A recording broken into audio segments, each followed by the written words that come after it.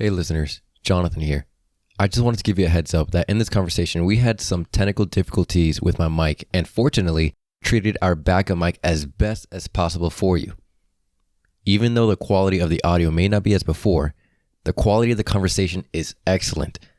I know this conversation will inspire you and I hope you enjoy. So one, definitely, it's a challenge and a lesson. So the first one for me was, you can't help it. I walk in the room, I'm going to be, whether good or bad, it's going to be some type of stereotype or perception of me. Perception is reality. So I had to gain a lot of respect and credibility in this work, in this nonprofit sector. And the only way you do that is by always showing up. It comes about being consistent. Hey friends, welcome to the One Step podcast where we're highlighting inspirational stories of change makers in different fields, whether in business, nonprofit, etc. So you can gain practical insights for your one step, whether you're first or you're next.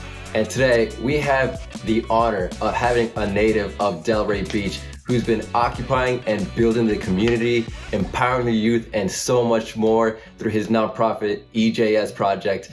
And let me tell you, LeBron James himself would tell this man, listen, I know I built a school and am one of the greatest basketball players, but I am humbled by what you do. Ladies and gentlemen, please make some noise for our friend Emanuel Dupree Jackson Jr. Shout out that introduction. Shout out John, man. I really appreciate that. No, of course. Shout out to LeBron. No, it's awesome having you here, Dupree. I'm really honored just by the time that you're spending with us and really just by the work that you do. I just know it's going to inspire different listeners. You are truly a native of Delray Beach, seeking to build the city, to empower the youth, to really see the city, the community become better. I know today's going to be a good conversation. But for listeners who don't know you, I'd love to ask if you go ahead and just share about your background and what led you to start EJS Project. Oh, definitely. Well, if you don't know me, my full name is Emanuel Dupree Jackson Jr., and I go by Dupree. Like John mentioned, I am a native of Delray Beach, born at Bethesda. So born and raised here. Growing up, I did spend a little time living in Jacksonville with my father and also Sneeze, Florida. So got some of that country living mixed with a little of this city living down here. So got to experience really the best of both worlds when it comes to living in rural areas and having access to things, living right by the beach. So that's a little bit about my childhood growing up, but I think it's always important now that I'm helping, I'm empowering and giving back to you. I always talk about education because I feel like it's one of the great equalizers. But me personally, coming up as a kid, I was always an average student. My strengths were really test taking and responding, doing good in group discussions. And my weaknesses was just being disciplined, handling, taking care of my homework, doing things like that. But even though I was just an average student, I always kind of had aspirations of doing more, being more, making my mom proud, family proud, dad proud. And also was interested in sports. So I kind of had football to keep me motivated, to keep me eligible, and ultimately led me to wanting to go off to college. Positive peer pressure definitely played a role. Saw my friends taking college visits, receiving scholarship, getting letters and things like that. And I was jealous and I wanted to experience that and do those things. So I took my senior year, started taking my education very, very seriously, trying to earn a chance to just get out of my community and go experience and do different things and see different things. And that worked out by the grace. Had some struggles graduating, but we crossed that finish line. And I went off to Hibbing Community College and ultimately worked my way to a scholarship to North Dakota State University.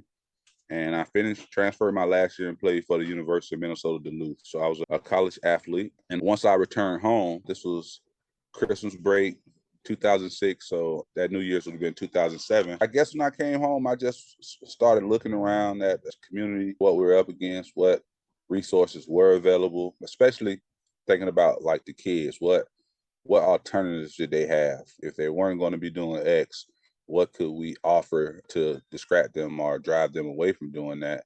Just providing positive alternatives and escape the mindset of just growing up in that neighborhood, being bigger than where you are, you know. That's something that helped me out, getting out and seeing the world, living in different places, seeing how other people live, really helped me kind of appreciate the things that I had here in Delray and also realize some of the things that could be improved or some things that were possible. So I always wanted to give each kid that was around me a chance to experience that, which we'll talk about later, which leads to some of how we set up our programming at EJS. And closing on that, the biggest thing I really, when starting EJS, is it's about belief in self, all that stuff. But it comes down to just having like value in yourself, like knowing who you are, appreciating your history, appreciating your family for all their good parts, bad parts, everything. Because once you have that sense of value in yourself, you naturally you're going to value other people and their value respectively. And I think that started, well, I know that started just by my name, Emanuel. You know, it being interpreted means God is with us. And early on, I started interpreting as God is in me. And once I started like really feeling like that and believing like that, it really changed how I interacted with others. Relationships Wow. are important to me.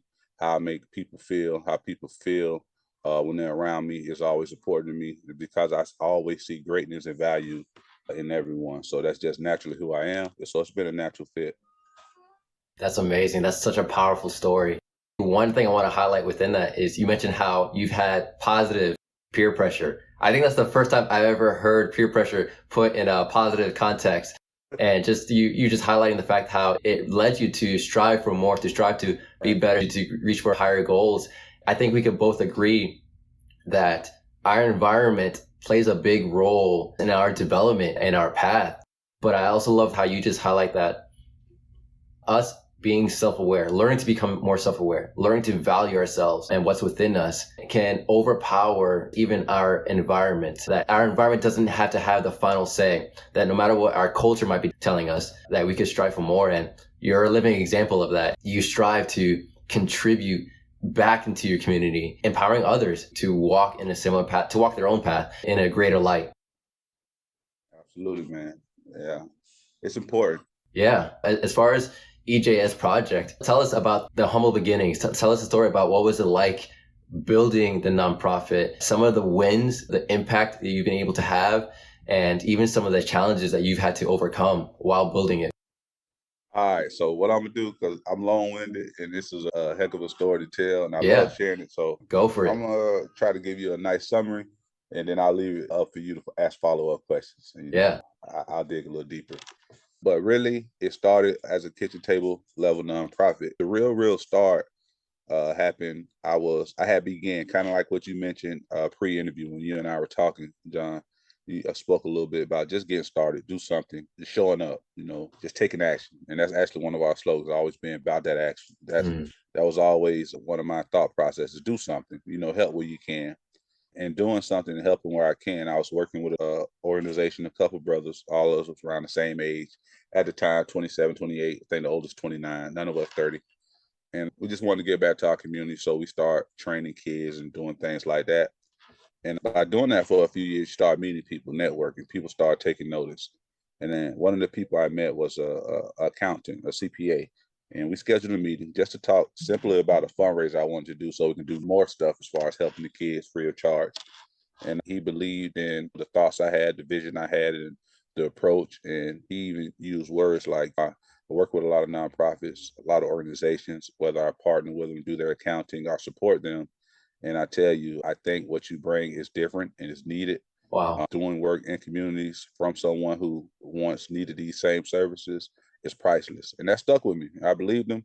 And I walked out of that meeting with a business, a EJS project, and a 501c3 status, which prior to that, doing the work with my brothers of the other nonprofit, we had been trying for 2.5, 3 years to get that 501c3 status, and we never Wow. attained it. So to walk out of a meeting and 26 days later have that arrive in the mail was big. But that was my start. So then comes, all right, now you have a business, you have a 501c3.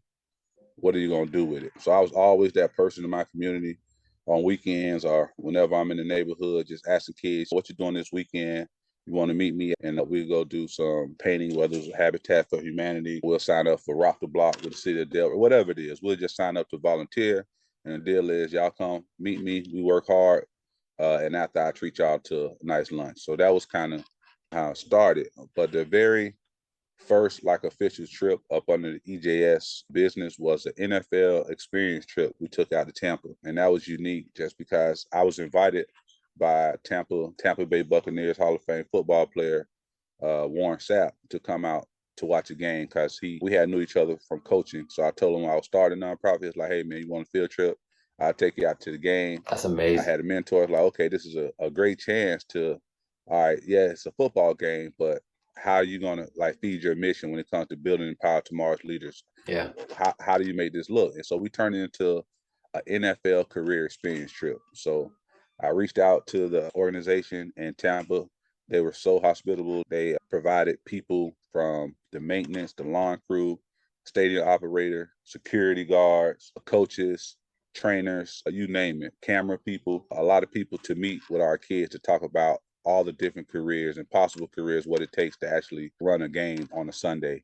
So that was a heck of an experience. So we had discussions on the way to Tampa, talking about these different careers, learn about them, what it takes to hold that type of job, like schooling wise, level of education you would need, experience, all that type of stuff. We had discussions. So when kids did meet these people, it was engaging conversation because they knew a little bit about what it took for them to get there. So it's like, did you go this route? Did you go this route? And they're like, well, actually I didn't, but that's good to know. So it Wow. was very powerful. So that was 2014, the year I founded EJS. And this part is really important, John. I had to make a decision because I wasn't getting paid at the time. It's still a labor of love. You know, it Yeah. was all Yeah. passion, still figuring out ways to pay for lunches when I did have the kids. But I was approached by a now friend, colleague at another nonprofit here in Delray and asked me if I would be willing to take a job as their community liaison. And in exchange, what they would do is they would definitely teach me the game, so to speak, meaning bring me in at a level where I'm understanding the budgets, I'm understanding how programs are designed, looking at evidence-based practices, what we can bring in to make what we do here better, hosting site visits, you name it, everything when it comes to the nonprofit sector. And what they also did was invested heavily in training. So I was wide-eyed. I was grateful for the opportunity. So anytime something came up when it came to training, I signed up. So I walked away Wow. in that 2.5 years of my time there a lot better. I left with credibility. I left with a lot of new relationships because the work was still being done in this community. It was still me, but I was wearing the achievement center's cap. You know, that's what I was working for. So that time was priceless. And then in the 2017, I wrote a letter to our Delray Beach CRA just because that's me. I say, hey, let's try it. Why not? They had some office spaces on Atlantic Avenue that had been vacant for a while. And I would always walk by like, people could be doing good stuff with those. Businesses could be there. Like, Mm. why does it look like that? It's right on Atlantic Avenue. The other side of Atlantic Avenue doesn't look like that. So that was the initial thoughts. I was getting more and more involved in my community. So I was sitting in at city commission meetings. So I hear the rumblings. I hear what they're discussing, what they're debating over, what should it be used for, or when they anticipate it's going to be used. And I was like, okay. So they don't have any plans, any ideas for it. Let me write it. I think EJS, if we had a home, if we could meet consistently, if parents and students knew they had somewhere after school to go, who knows what can happen. So that's what it Wow. was. It's really, if I had space, I think we could do these things. And here we are 4 years later, we exceeded all expectations. And yeah, that's where we are now. That's insane to hear. And just hearing how in the middle of all that, you had different partnerships that you partnered with the city of Delray Beach CRA department, as well as the Tampa Bay Buccaneers. For me, it just highlights that you don't have to go about it alone, that you can have a big vision. And I've heard the quote saying before, if you want to go fast, go alone. But if you want to go far, go together. Right. And just So hearing true. just how that played out in your story to see where EJS project is today, going exceedingly above what you could have expected for yourself, is absolutely powerful. And I think it's going to definitely be inspiring and encouraging listeners. I would love to ask Dupree, in the midst of all of that, what has been some of the biggest lessons that you learned, and what is the vision that you have for the community of Delray Beach? Oh man, I learned so many lessons and still learning lessons. I, I'll fast forward to maybe some of the visions for Delray Beach. Well, I started this out again, just looking around at my community, what we had, what we lacked, what I think we needed. And so the goal is to have a thriving community that provides opportunity for all its residents. Not doesn't depend on which side of the tracks you live on, which side of Swinton here in Delray you live on, what neighborhood, what's your zip code, but everyone that has access. Another thing that was really big for me, and you talked about partnerships and really earning respect and credibility in this work is relationships. So having a community that respects each other, their neighbors, and the differences of each other's and their neighbors is huge for me. I think that's a dream or a goal for me now, but the good news is Delray has a history of exactly that. And I got to spend a lot of time with elders that a lot have since passed on and become my ancestors, but they were examples of this. Things in life aren't always smooth. You're going to have challenges, but when you have a certain level of respect for your neighbors, again, no matter which side of the tracks you're on, you're able to come together and find a respectful common meeting point. Yeah. And that's where I hope we can get back to. I don't think we're there now, but I definitely want us to get there. And lastly, and why I do a lot of the work, for me, I think Delray, if you could choose any place on the map of the United States to live, Delray should be top 5. It's just proximity to everything. The beach, like we live with people vacation and we're growing. We have, room to grow. So with that said, this is a very attractive place, which is why we have the house crisis and everything now, why everything's so expensive. Right. But I always feared that it would become so attractive that people like me, my nieces and nephews, wouldn't be able to enjoy it. So instead of sitting by and waiting for that time to happen, I thought try to create programs that would prepare them for that type of future. A couple examples, our workforce readiness program. What I tried to do with that program is tap into my network of local businesses and match our youth, our teens, with internships over the summer in various businesses, from orthodontics to car dealerships to nonprofits, after school programs, hair salons, HVAC locations. I'm forgetting some, but you get the idea. So yeah, I know one of them is a digital marketing agency. Digital marketing agency, 2 times. Yep. Yeah. Shout out. I'm glad you did that plug. But yeah, John, that's important to me. So I don't want the excuse 10, 15 years now. It's like, well, we have a demand for jobs that pay pretty well, but we don't have any candidates. Our work here now is preparing students to be ready when that time gets here. And another one along those same lines is our Young Legislative Program, which we teach our kids the inner workings of the legislative process, how laws are passed.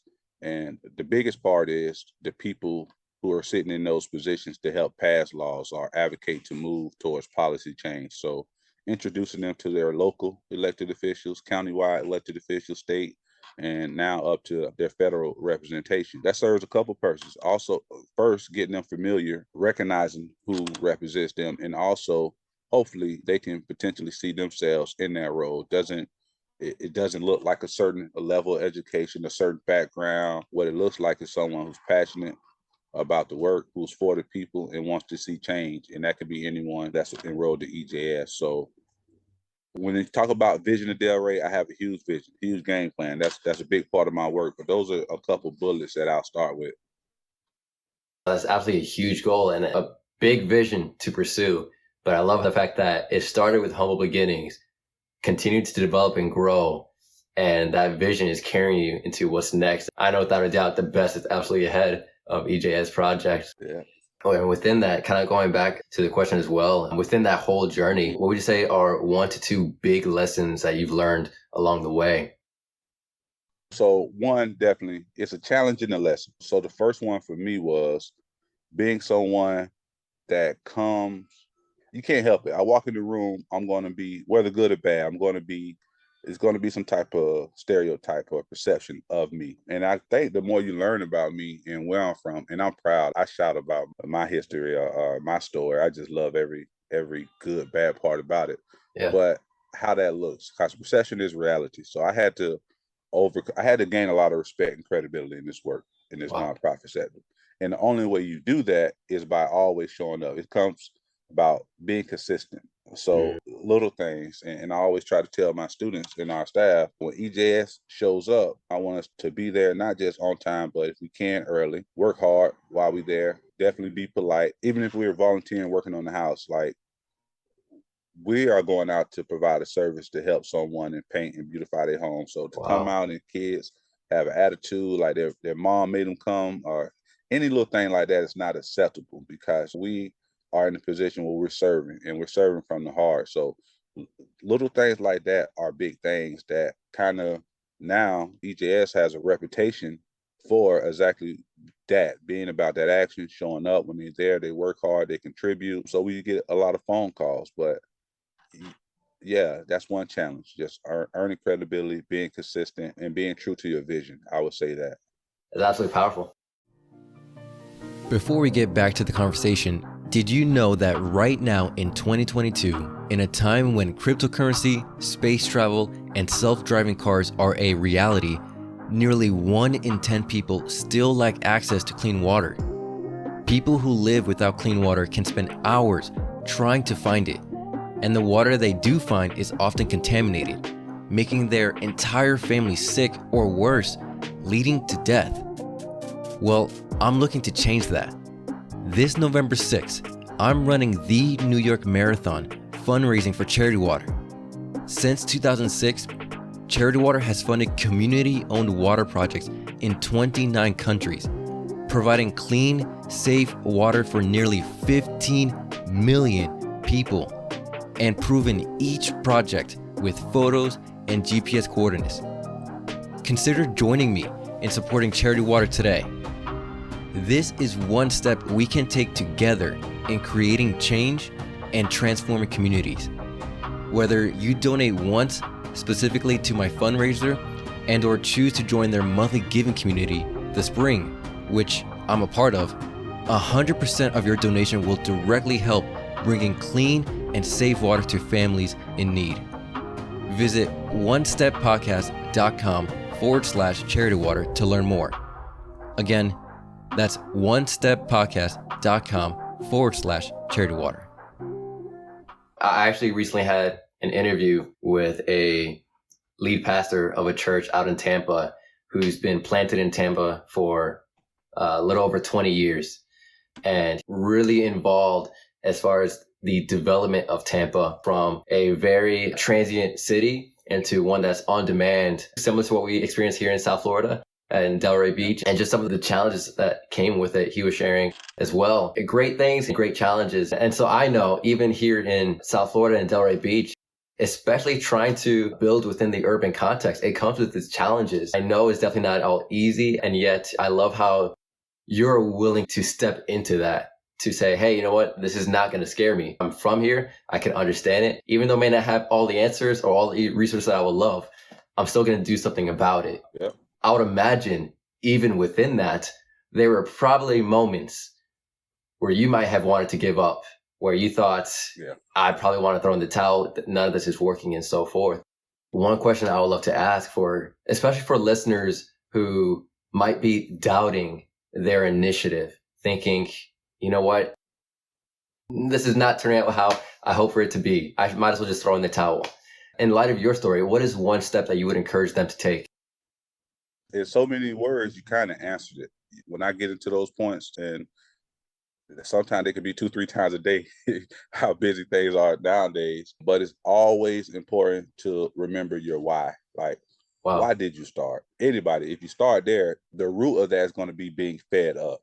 So you got to go back to the point and remember when you were just fed up and you kind of said to yourself, if not me, then who? Wow. Like, I'm not going to continue to sit by and wait for someone to make this happen. It has to be me. Like, if you started, you said that to yourself in whatever words. So you got to go back to that point. And even a part of that, not separate, your why has to be so big, right? It has to be outside of yourself. Because if it was about me and this organization didn't have my dad's name, if I had helped so many people so far who still tap back and tell me how much they appreciate me, or if I don't have even people like you, John, reaching out, say, appreciate what you're doing in the community, it's needed, then when those hard days come or hard moments come, I can fold. Like I fold for myself. I just lay down and chill. But when it comes to the people who are depending on me, who believe in EJS, who see EJS as inspiration or a light, then, I got to just put my chin up and get back to work. And like you say, figure it out. So that's my advice, just having a real big why. And whenever times get hard, just lean back into your why. Just go back into that moment when you're ticked off and just say, I'm fed up, or say, I'm ready to start. The excitement, maybe it's not ticked off, like I'm ready to start. I can do this. I can be this. Tap back into that moment. And hopefully it's outside of yourself. You're doing it for reasons connected to the heart, not for any other reasons, because it can't be for things outside of yourself, like that's based off other people's opinion, like popularity or what they like, because in certain moments, none of that matters. In a lot of moments, especially when you're talking about in service, your thoughts and your feelings don't matter. You're trying to respond to what other people are going through and how they can overcome, how you can help create more options, opportunities, and resources for other people. So we all won't be in this situation down the road. So definitely having a why that's bigger than yourself is my advice in that area. That's so good. That's really helpful, even for me. So I appreciate you sharing all that. Well, Dupree, this has been so good, and I know it's definitely going to encourage listeners. I'll have to ask, how can listeners get connected with what's going on at EJS? Well, I would encourage them to follow us on Instagram, like us on Facebook. We do have a Twitter, not super active on Twitter, but also our website, www.ejsproject.org. Tap in through those outlets. Again, Instagram, Facebook, probably number one. We're very active. We always doing stories almost daily, do posts at least 1-2 a week. So we're active and we have things coming up going on. We're going to share it there first. Go through our website. You can sign up to be a part of our newsletter, right? And right now we're like on Atlantic Avenue in Delray Beach in beautiful South Florida. So take advantage of this location. Take advantage of being able to come and make an excuse, stop by, do a site visit here at EJS, get to know us, and then go have lunch downtown Atlantic Avenue and enjoy yourself. But all those ways you can get connected to us, and you can also call. So our number is 561-600-1056. So all those ways.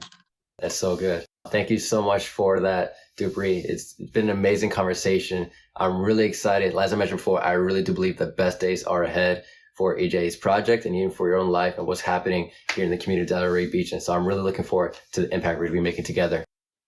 Oh man, and let me just say, Jonathan, man, this has been a highlight of my day, highlight of my week. Having this conversation, just bouncing energy with you. I love what you bring. I'm glad that you did create this platform. I'm wishing you all the luck in your goal, killing that New York Marathon, man. Thank you. And raising money for a great cause. Keep being you. Look forward to following different interviews that you have. I know you're gonna have great people come on. This is just well needed, man, and it's been my honor to sit down with you this past hour. That means a lot. I appreciate it. I definitely look forward to see the impact we're making together, Dupree. All right, brother. Thank you for listening to the One Step Podcast. Consider subscribing and follow on social media at One Step Podcast so you don't miss future insights for your one step in creating change. That's the number One Step Podcast. If you would like to be a part of creating change, you can visit onesteppodcast.com/charity water. As you are on your journey, trust the process because change begins and continues with one step.